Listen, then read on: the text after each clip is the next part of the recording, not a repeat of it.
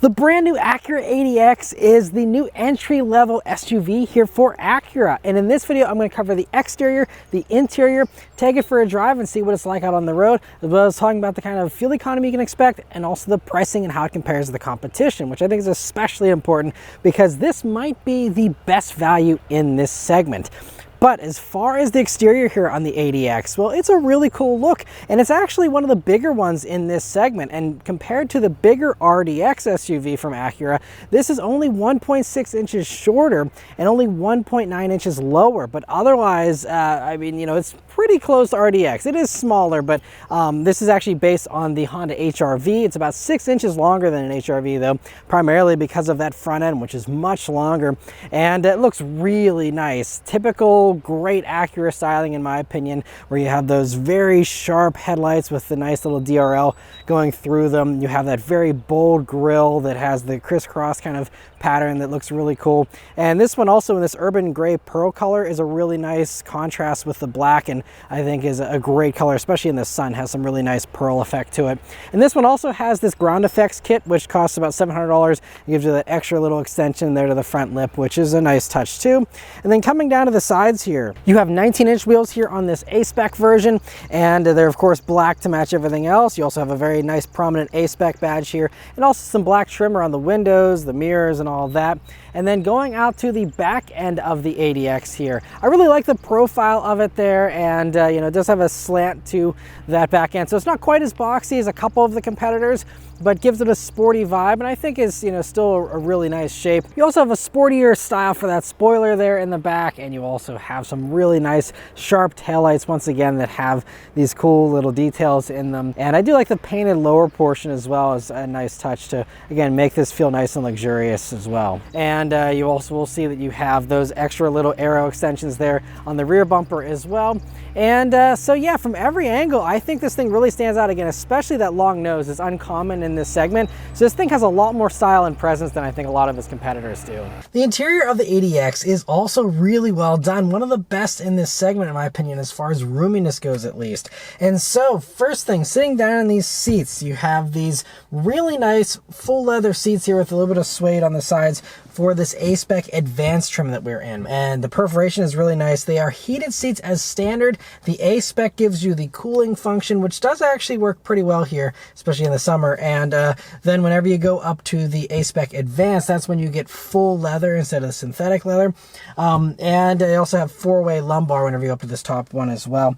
And I just love that they're nice and soft and like squishy seats, but still very supportive. Moving on to the steering wheel here, you have a really great 9-3 grip, nice little 10-2 notches, a flat bottom here. That's also part of the A-Spec package, is getting the flat bottom. It's also a heated steering wheel. I believe that's only in the A-Spec Advanced here. But you also have these metal paddle shifters. They're actually like thick aluminum plated paddle shifters, which I think is the first time I've seen these on any Honda or Acura, honestly. And they're really nice. Otherwise, though, you have typical Honda switchgear here, which is still really good. Honda is one of the better ones in general in the mainstream segment that does a really good job with button feel and the scroller wheels. Everything has a very high quality feel to it and just feels really, really good. Also, moving on, you have this 10.2 inch gauge cluster here, and you see the little digital bars on the left and the right, but that middle screen is, you know, fairly customizable. You have different things for those two different gauge pods you can have in there, and you also have a more expanded view if you want to have more of the driver assistance stuff there. And, you know, certainly nice gauges. These are the same gauges that we see in any other Honda Civic, any other Acura Integra. And coming over to the middle here, that theme continues with basically most of this being Honda Civic switchgear. You have different vents for your air controls here, you know, with the little knobs on them. But other than that, you know, everything is pretty much parts bin stuff. So that starts with this 9-inch touchscreen, which, you know, I still really love. You know, like for example, it has a matte finish on it, so it doesn't glare, doesn't, you know, get a bunch of fingerprints and look crappy like most other screens do. And I actually really love the way Honda does this screen, and especially for people who aren't chasing the biggest amount of screen real estate in their vehicle and people who are burned out on screens, this has everything you need, nothing you don't, with one exception, and that is that it doesn't have Sirius satellite radio. So this is running this Google built-in system, and I guess with all these Google built-in systems for any Honda or Acura I've been reviewing in the past couple of years here, as soon as you go to Google built-in, if in Honda's mind, magically, you have to remove Sirius XM. I don't know why, because there's other brands that also do Google built-in and still retain Sirius XM. But basically, if you want to have satellite radio in any of these Google built-in Hondas or Acuras, you're going to have to run the Sirius XM app through CarPlay or Android Auto and then get it that way. There may also be an app in the Play Store, because this does have the Play Store, so you can download anything there and have it run natively in the actual system here itself. You also have native Google Maps, which is great, and that will transfer over all of your recent history and all that if you do sign in. And, you know, it has a nice volume knob, and I actually really like this system. It's very customizable with all the tiles and everything. And again, if you don't need a gigantic screen, this is one of the better, you know, smaller ones out there. It does have wireless Apple CarPlay, by the way, wireless Android Auto. Coming down here, you have these knobs, which again, same as a Civic or something. And if this were another economy compact, I'd say that's a sore spot. But the Civic has some of the nicest switchgear in its segment, and this is actually still nicer than a lot of the switchgear in other luxury entry-level crossovers. So, you know, even though they're pulling from a parts bin here, it's a very good parts bin. And I love how when you turn these metal knobs, it actually will, you know, give you a little ring there for cooler, hotter with the lights there. And, you know, it's also great to have knobs and buttons, by the way, because that's something that's quickly disappearing from many other cars. And so I love that we just have good buttons and knobs that feel nice, that are easy to use, and really well done. Beyond that stuff, you have a wireless charging pad here as standard, 2 USB-C jacks here, and a regular power outlet. You have an interesting cup holder situation here, though, because you have one regular cup holder here right in front of your climate controls, which might be a little bit annoying for tall cups if you want to adjust your climate, but that's where the first one is, along with another little extra pocket there. And then coming back, you have this other interesting shape here for this cup holder. I mean, it still should work, but I don't know why they couldn't have just rounded that off, but at least they're nice and deep. And then you have this center armrest here, which is a nice deep rectangle here as well. And this is also a nice softly padded armrest. You also have a pocket here in the door with a bottle holder, another little extra bonus spot. And the other thing I'll say, first off, in the doors here, you'll see the Bang & Olufsen stereo, which this has here in this top A-Spec advanced trim only. But it's a 15 speaker stereo that even has speakers here in the roof. And I think it's pretty easy to say this is the best stereo in this segment by a long shot. Most of the others in this segment, I mean, they're fine. Some of them have a branded, you know, upgrade, but nothing sounds as good as this. It's a full surround sound kind of experience. Very well done. Acura does some really top-notch stereos in general, and Bang & Olufsen does as well. And so the two of them combined with this design is just really, really top-notch. And then another thing, though, that I do have as a sore spot here, in addition to the weird cup holder setup, is the lack of padding down by your knees here.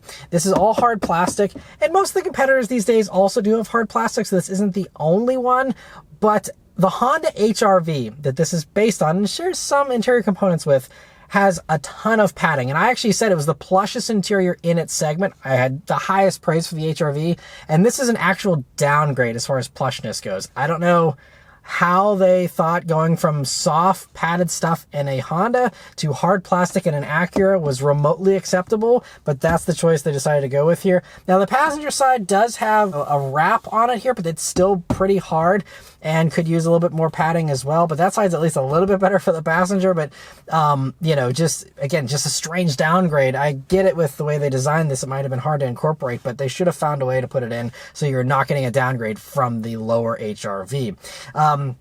Other things that also are downgrades. So you do have a lot of piano black plastic here in the shifter area, and you can see this car is brand new and it already has a bunch of scratches around here. And even things like this chrome shifter are only on the A-Spec version. When you go down to the lower one, I guess it's just all plastic. So, you know, there is some cheapening that happens if you do go down to those lower trims. The A-Spec here is the only way you also get ambient lighting.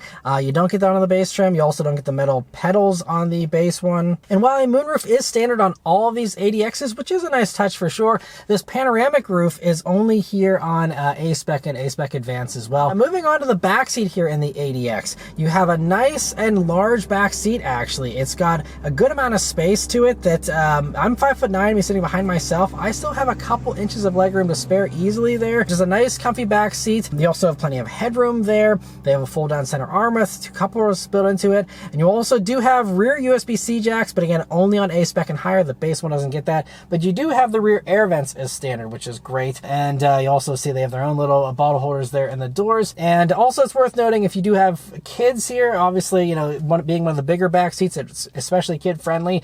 And you might see that in the cargo area, it looks like there's only 2 latch spots for the rear tethers there, but there's actually a third one in the roof. So if you do want to mount a car seat in the middle seat, that is actually possible. And it's just an easily missed thing. I almost missed myself until I looked up into the roof there.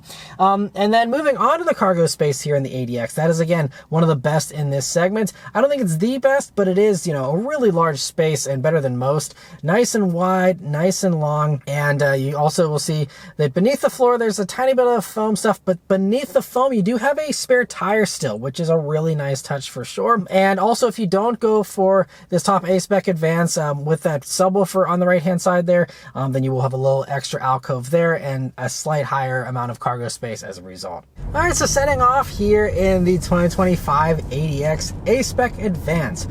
So the first thing you notice about this vehicle, I think the first thing I noticed is they did a very good job here with the visibility. So you have a nice large windshield here, nice thin A-pillars, like really thin. I really love that. Great view out of the sides here, mirrors off onto the doors. View out of the back is actually really nice and rectangular and large, better than a lot of the others in this segment that have a sporty thing going for them and have a, you know, worse rear window as a result. So they did a really good job with that. Another thing that I'm really appreciating is just the driving position here. It's not too high, not too low. It feels just right to me. And all the other driver controls are so well done. Honda and Acura always nail this. Steering is the perfect weight. Throttle response is exactly what you want. Brakes feel nice and normal. A nice amount of dead travel to them before they start to grab, so they're not super grabby like BMW brakes and some others, but they, you know, still very reassuring. And this whole thing also is fairly quiet. Now, whenever you are up at speed, the engine is making a little more racket. It can get a little more noisy, but whenever you are just cruising around, it is actually pretty quiet. And Acura actually went to pretty good lengths to do some extra sound deadening. There's a variety of things that they did with thicker carpets, more insulation, more of everything, just to make this quieter than a comparable HRV, and give you that actual luxurious feeling that you're wanting out of something like this. And so it all, you know, pays off very nicely. And, you know, with this turbo engine, you know, you have a nice good bit of punch at the lower RPMs there, although this is one of the slowest vehicles in its segment, and I'll talk more about that in a second. But whenever you're just cruising around, this does run a CVT transmission as well. And Honda CVT is one of the better ones in my opinion. It's not too slushy, and you do have the paddle shifters here to do 6 fake manual shift points if you'd like. But I really don't have any problem with Honda's CVT. Living it in automatic mode, it's completely fine. And you know, is a CVT that, again, tons of people use in Honda CR-Vs, HRVs, all that, and it works really well. But I'm going to go ahead and put it up into the sport mode, put the shifter into its sport mode, so everything's in its sportiest setting. There's also an individual setting to customize things to exactly what you want them to be. If you want to have, you know, some things sporty, some things less sporty, you can customize that as well. But I got it all in the sportiest setting. And now let's turn down onto this back road here and see how it accelerates. And here we go.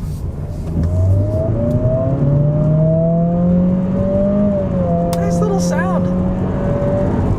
Gets up and goes leisurely, I would say. I mean, it goes. It's not super slow, but this is not quick. So we're running the 1.5 liter turbocharged 4-cylinder engine. It does 190 horsepower and 179 pound-feet of torque in this application, which is unfortunate because that's 10 less horsepower and 13 less pound-feet of torque than the Acura Integra that this shares a powertrain with. But they said because of the packaging differences here and other things, they ended up losing some power, unfortunately. And that's also, by the way, when you run premium gas. So they didn't quote, I don't think, the amount of power you get on regular gas, but it's going to be less than what you get here on premium. So if you want even that much power, you got to put 93 in this thing, or 91. And don't love that. And yeah, it just means you have like an 8.7 seconds 0 to 60 time. And that is also a lot slower than Integra's, like 7.1 seconds. And I know people usually don't cross-shop hatchbacks versus SUVs, but Integra has a pretty similar amount of cargo space, just a little less stacking ability, pretty similar sized back seat and all that. If you're on the sportier side, I would cut to the chase and say just get an Integra. But for those who don't care about that, then you probably shouldn't care about the performance and the acceleration either. But it is worth noting that basically everyone else in this segment does more power. So that's, you know, just going to be the one little fly in the ointment of the ADX here, is it's not for those who like going fast or anything like that. Now, again, most people buying these kinds of things don't, but you know, we have the A-Spec badging, the sportier vibe with metal pedals and all these things. And, you know, I wish they would have done a little bit more to boost the power here. I get that there's packaging constraints, but surely they could run a slightly more aggressive tune to at least match Integra on horsepower, I would think.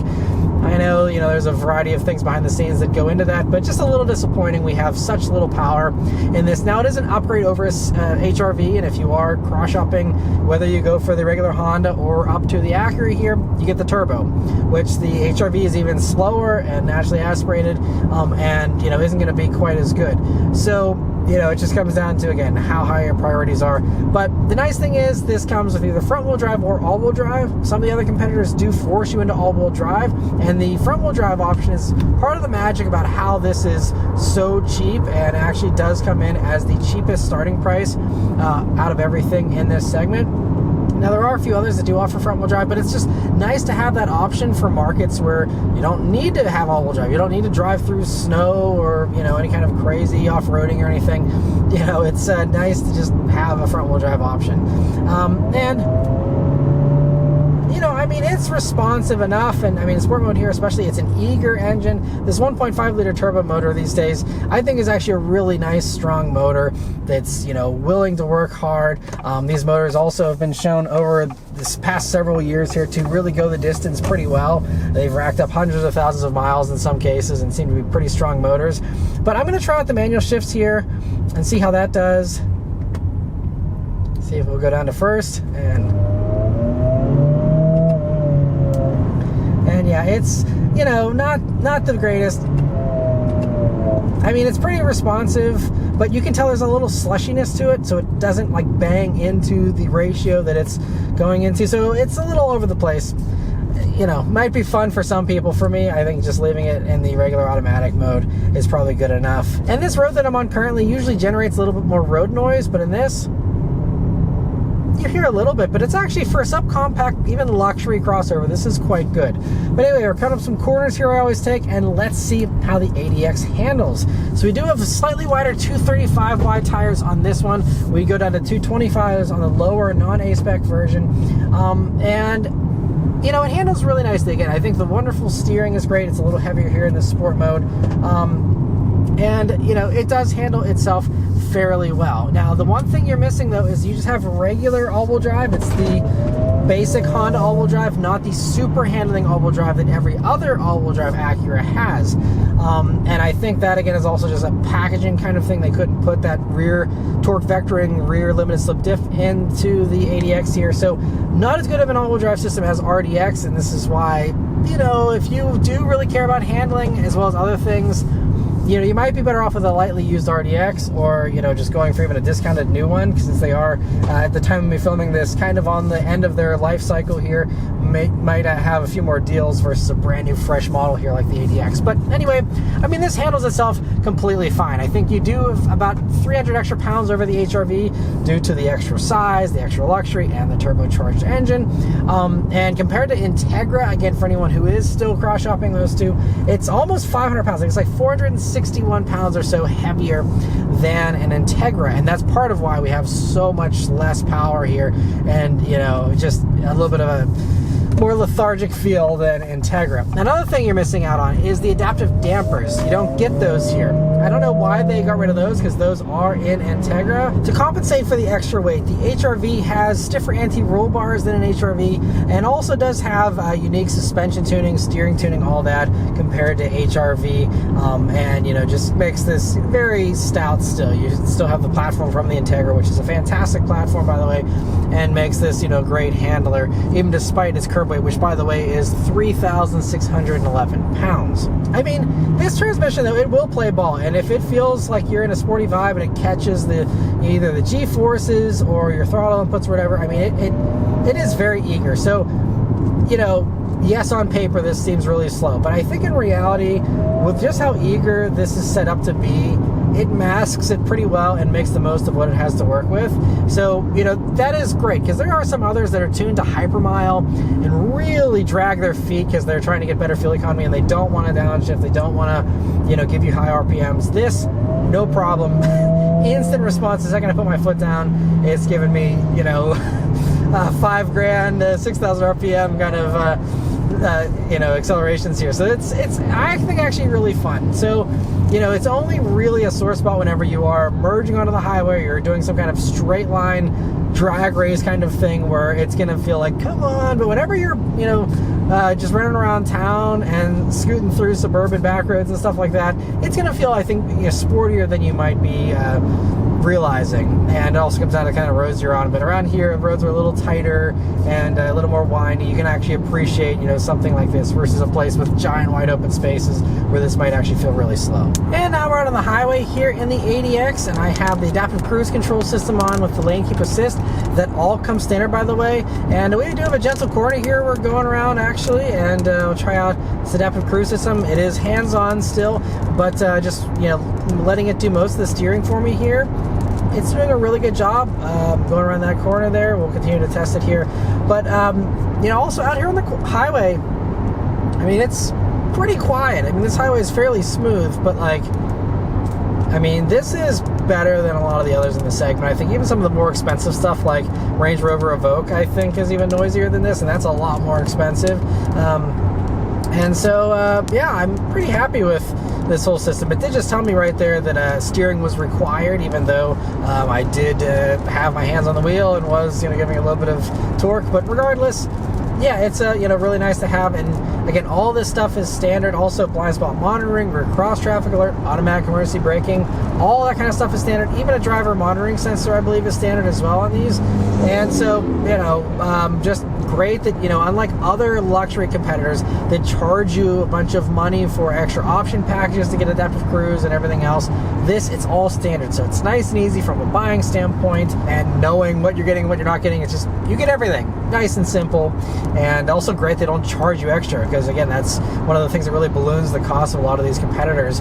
And so it's really nice you don't have to pay extra for it here. Fuel economy for the ADX is 25 mpg city, 30 highway, and 27 combined. You will get one better mpg going for the front wheel drive version of these, but as far as that fuel economy goes, it's about par for the course, which is sad because, again, since you have less power in this than the others, you would think that, you know, it would have some of the best fuel economy, and that's not the case. Some of the stuff with, you know, almost 60 more horsepower does better fuel economy in some cases than this does, but it's still pretty close to, you know, average for this segment. If you do want to have really good fuel economy, you're going to want to go for the tiny Lexus UX if you can deal with the space constraints of that being, you know, a hybrid and giving you some really great efficiency there. And if you want to do even better than that, there's also the Alfa Romeo Tonale, which offers a plug-in hybrid version, and then you can do some actual real electric driving in addition to the hybridization, and also still having a good amount of space there in that vehicle compared to the UX and its tiny dimensions. And we actually did a road trip to the beach in the ADX as well, and in strictly highway driving, I was averaging between 29 and 30 mpg, so pretty much right on that EPA estimate, but not overperforming or anything either. And lastly, let's talk about pricing and how this compares to the competition. It's important to note that pricing on any of these vehicles could change due to tariffs, but pricing info is accurate as of July of 2025. So the ADX starts at $36,350, about $4,000 more than the top HRV from Honda, but lower than every other luxury subcompact crossover. This one I was driving had an as-tested price of $46,890, but about $1,000 of that is from those little aero bits and the puddle lamp projectors. So most ADX A-Spec Advances will end up being just under $46,000. And if you're looking to get the best price on an ADX or any vehicle, you're definitely going to want to head over to mattmoranmotoring.com.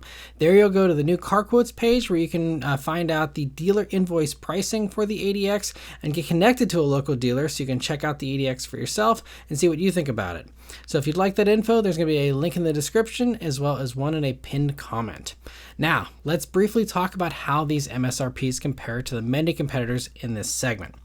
The only other Japanese competitor is the Lexus UX that starts about $1,800 more than the ADX and has much less space with a cramped cabin, a tiny cargo area, but does give you the better fuel economy of a hybrid. Moving on, we have the Alfa Romeo Tonale, which comes standard with all-wheel drive, but starts just $180 more when you compare the all-wheel drive ADX to it and its starting price. At the top end of the lineup, there's a bunch of special edition Tonales that inflate the price, but the regular one, loaded up to be comparable to the top ADX, comes in a few $100s less than the ADX actually. And those upper versions give you adaptive dampers and way more power, 268 horsepower, 295 pound-feet of torque, which is over 100 more pound-feet of torque than what you get in the ADX. Plus, Tonale offers an even more powerful plug-in hybrid with real electric range, although those end up over $54,000. But it's worth noting that Tonales are not hot sellers, so real-world transaction prices will likely have the Tonale much cheaper than the brand new ADX. Another often overlooked competitor is the Mini Countryman. It does start about $2,000 higher than an all-wheel drive ADX, but on the top end, a trim comparable to the top ADX is about $2,000 less actually, although it does have a few less features as well. But it makes up for that with over 100 more pound-feet of torque again, just like the Tonale. And then lastly, there's the usual European competitors, the Audi Q3, Volvo XC40, BMW X1, Mercedes GLA and GLB, and the Range Rover Evoque. They all have more power, but they all start between $5,000 to $15,000 or $16,000 higher, and fully loaded reach into the $50,000 to $60,000 and beyond range for some of them, which is just crazy. So for this reason, if you want more power, the Tonale is probably the best value, as long as you're okay with Alfa Romeo's sometimes iffy reliability. I did have a few little electrical glitches in the Tonale that I had for a week, but otherwise, if you're okay with a little less horsepower, the ADX is hands down the best value in this segment when talking about the lower trims, and still one of the best alongside the Countryman and the Alfa there whenever you're talking about the higher trims. And so overall, I really like the ADX, and the fact that, you know, is a nice low starting price, undercuts everybody, and comes out to be one of the best values in this segment means that this is probably my pick in the segment. The Tonale would be tempting, you know, but if you want to have something where you don't have to worry about any kind of, you know, electrical glitches or any other Alfa stuff, as warranted as it may or may not be, but you know, it's tough to beat the reliability of a Honda or Acura. They are, you know, some of the best out there. And so for that reason, in addition to the great styling, the great interior, you know, and the very willing engine, I think that I'd be willing to overlook the power deficiencies of this vehicle and, you know, be still a very happy driver here in an ADX because it is just really well packaged, really well executed.